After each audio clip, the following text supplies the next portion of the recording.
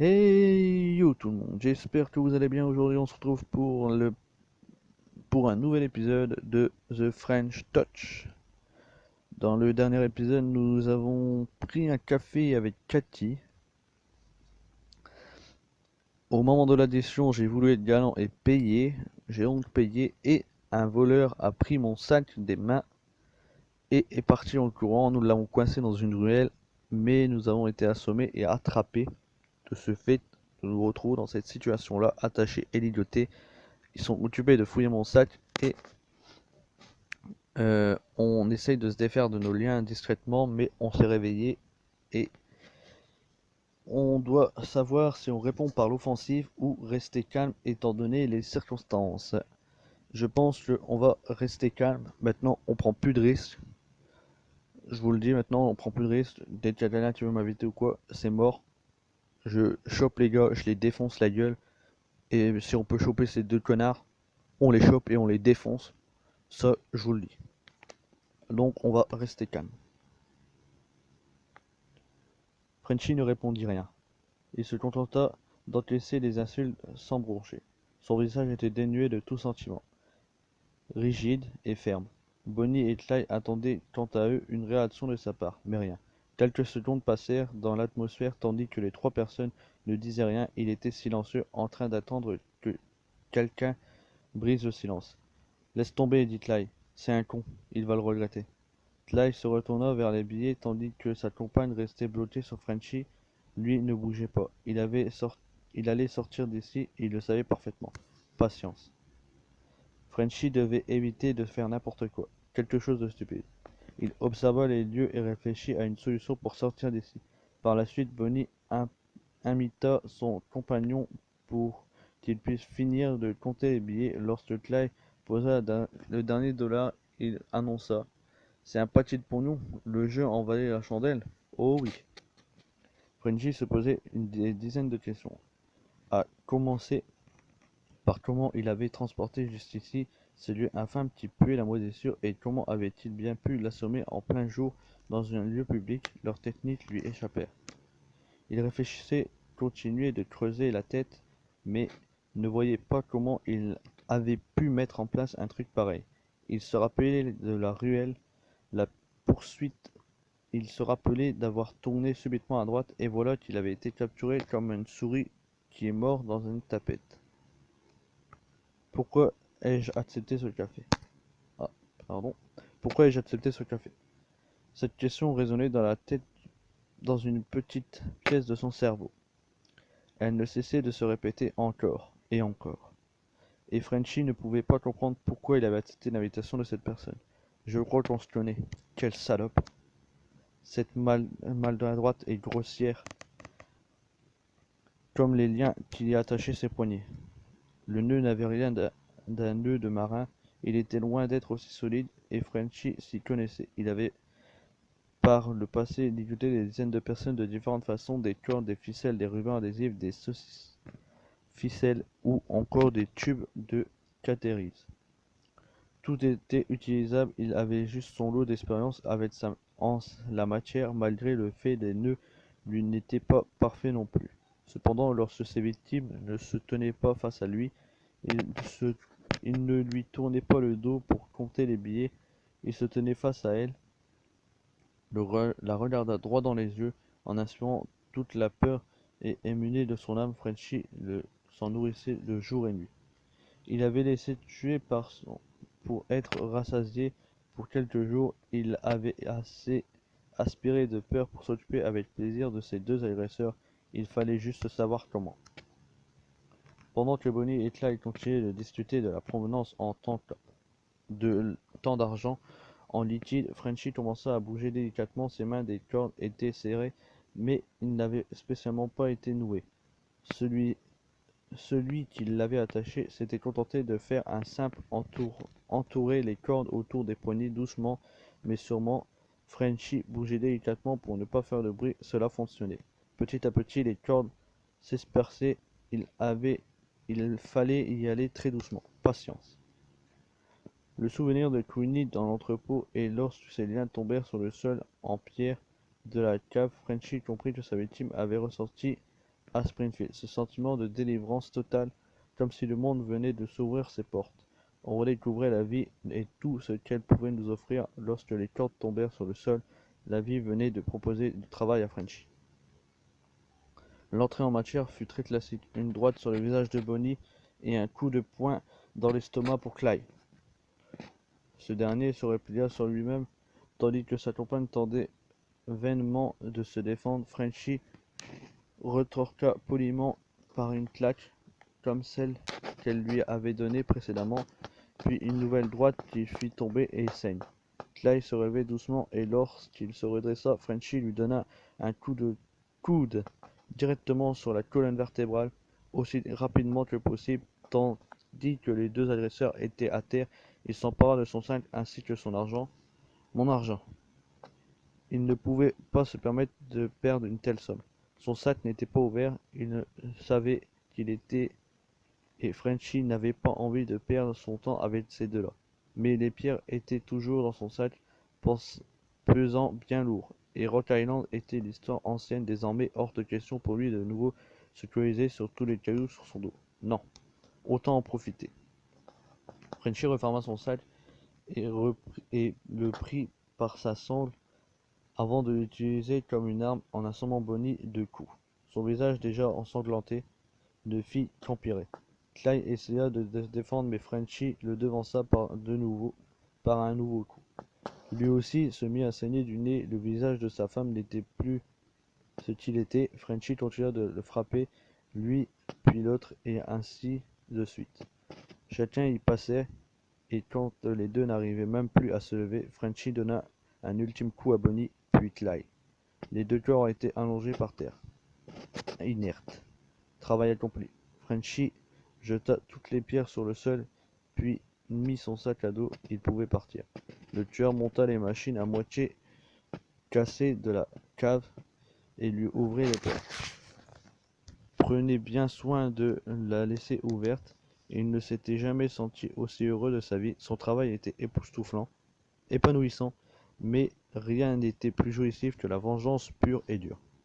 Frenchy sortait d'un appartement américain classique au rez-de-chaussée, laissant derrière lui toutes les portes ouvertes. Il ne prit même pas la peine de faire attention aux hypothèques de caméras et l'immeuble ou de cette empreinte laissée sur les poignets.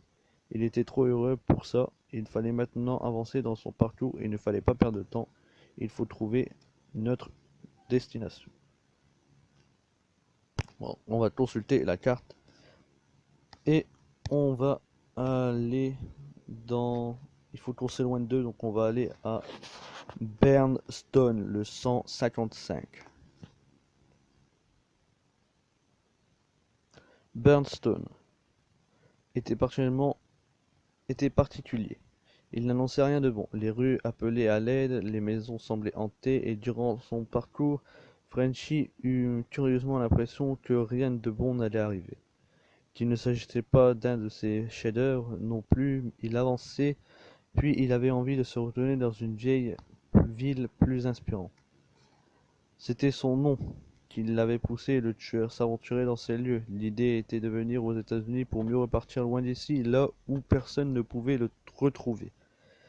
Mais pour l'instant, l'importance était de finir son travail, de combler son désir, et cela commençait par le fait de franchir ces portes de la ville.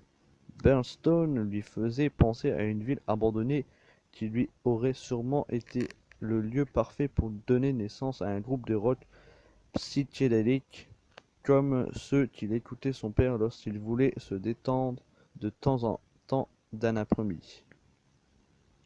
Lorsqu'il arriva à Bernstone, Frenchy respira un grand coup, les yeux fermés, et prit conscience de toutes les vies qui habitaient ces lieux. Il se pencha en arrière, imbibant ses poumons d'air de la ville et expirant en rouvrant les yeux. Il était prêt à en découdre. Frenchy marcha jusqu'à un petit banc qui donnait sur une rue assez calme. Les parcs de la ville ne lui inspiraient pas confiance, alors il préféra se poser ailleurs pour évaluer son état actuel. Tout d'abord son sac. C'était un sac qu'il suivait depuis le début lors de ses premiers travaux. Il était déjà sur le dos, il était déjà rempli et ses vêtements qui l'aidait à se promener sans souci dans la rue, mais aussi de son fameux costume. L'ironie de la situation était que seules ses victimes avaient pu voir son costume qu'il avait mis plusieurs jours à confectionner. Il fallait choisir la bonne façon de mettre en forme le drapeau de son pays natal, et ce n'était pas une mince affaire. Lorsqu'il travaillait de l'autre côté de l'Atlantique, Frenchy se contentait de vêtements qu'il jetait peu après, mais l'Inois avait monté la barre le plus haut, ce qui l'obligeait à être plus vigilant à son image. Une star. Il se sentait comme les célébrités qui font attention à tous les centimètres carrés de tissu les recouverts. Frenchy ouvrit son sac, où il se trouvait toujours son costume en bon état ainsi que quelques outils. Il retrouva un briquet Zippo qu'il essaya d'allumer en vain.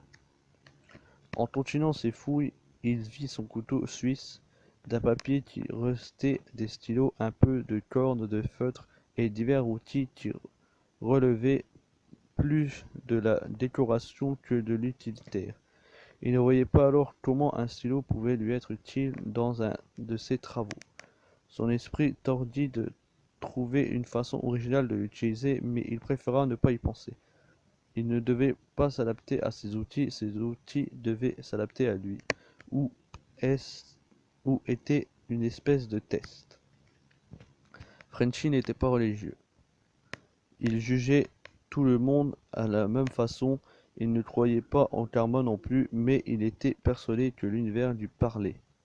La question était désormais de savoir s'il fallait l'écouter ou non. Il continua de fouiller son sac, fit le tour et remarqua qu'il n'avait pas grand-chose en main pour s'adonner à ses activités. Rien de bien intéressant. Un test, qui sait? Il avait encore du temps devant lui. La journée était certes courte, mais il pouvait toujours essayer de trouver de nouveaux jouets. Ou d'utiliser les armes qu'il avait trouvées chez Marc Ducas. Non. Chaque travail devait être unique. Hors de question de se contenter d'un déjà vu grossier. Il se voyait effectuer un grand final pour clôturer son travail en linois. Il devait économiser ses munitions. Il pensait qu'il fallait parfois mettre son ego de côté et tout simplement s'adapter à la situation. Frenchy se sentit qu'il était temps d'avancer alors qu'il se leva et se rendit dans la boutique. Il ne s'agissait pas là d'un magasin vendant des armes, tout ce qui était de plus banal, mais bien d'un bazar dans lequel on pouvait trouver différents outils à utiliser de 1000 façons différentes. Les boutiques ressemblaient à une grande centre commercial condensant dans quelques mètres carrés. Il voyait des outils de bricolage, quelques couteaux de cuisine, des vis, des écrous, des roues, et même dans le coin de la boutique, un photomaton qui permettait à certains clients de s'occuper de leurs photos d'identité. Frenchy entra en se faisant le plus discret possible. Il baissa la tête tout en regardant autour de lui dans l'espoir de trouver quelque chose qui pourrait lui plaire. Un marteau? Non, bien trop classique. Des centaines de tueurs s'étaient chargés de ses victimes avec un marteau pareil pour la batte de baseball lui servait plus à agresser qu'à un jouet. Non, il fallait quelque chose d'autre. Frenchy fit le tour de la boutique sans trouver son bonheur. Il continua d'errer dans les rayons en sentant le regard d'un responsable peser sur lui. Soudain, il remarqua que sous un étagère, un vieux lecteur cassette portable aux enceintes rondes de la part d'un autre lui remplaçait de l'emplacement où l'on insérait la cassette en question. Il ne s'agissait pas de vieilles machines dans lesquelles certains rappeurs des années 90 se balançaient dans les rues et de leur quartier. Et à côté de ce lecteur, une sélection de cassettes d'époque que Frenchy avait à peine connues. Le tueur se pencha vers les différents morceaux, ces derniers concernant principalement de la musique ancienne, celle datant du produit. Frenchy pensait à plaisir à passer en revue tous les différents morceaux. Il s'agissait bien évidemment de la musique principalement américaine ou anglaise, mais Frenchy réussit à trouver quelques artistes espagnols et même allemands. À sa grande surprise, il découvre une cassette où il était gravé un morceau du fameux Georges Brassens, un succès de l'époque qui inspira Frenchy, non pour le meurtre en soi, mais pour remettre au goût du jour sa propre mise en scène. Le tueur, toujours accroupi dans le bazar de Bensol, fouilla dans son sac pour trouver l'enveloppe qui contenait toutes ses économies et regarda la somme de liquide présent qui lui permettait de s'offrir cette folie. Le compte est bon. Le responsable de la boutique regardait Frenchy, prenait la chaîne ainsi que la cassette du chanteur français. Il vit arriver jusqu'à la caisse, pourtant au bout de bras son futur achat. Il passait les articles et annonça le prix de son client. Pardon, je ne vais pas payer autant. Ou tenez. Alors, c'est la fin de cet épisode, hein, je vous le dis. Mais que faire? Je ne vais pas payer autant ou tenez. Tandis que Frenchy aime bien, il aime bien le lecteur cassette avec, en plus, il a trouvé une cassette française. Donc, j'hésite à acheter ou pas parce que, comme j'ai dit, je vais plus prendre de risques et travailler ça à bout de bras. Déjà des cailloux, c'était super lourd dans un sac, alors travailler ça à bout de bras et je sais même pas ce que je vais en faire. Même si c'est pour une fin magique, faudrait déjà trouver la victime avant de l'acheter. Mais bon, on verra ça dans le prochain épisode. En tout cas, les amis, si vous avez apprécié cet épisode, n'hésitez pas à mettre un pouce bleu, à me le faire savoir dans les commentaires. Abonnez-vous à la chaîne si ce n'est pas déjà fait. Et quant à vous, je vous retrouve donc dans le prochain épisode. A bientôt les amis. Look up, live free, dream big and see the world is yours. The world is yours.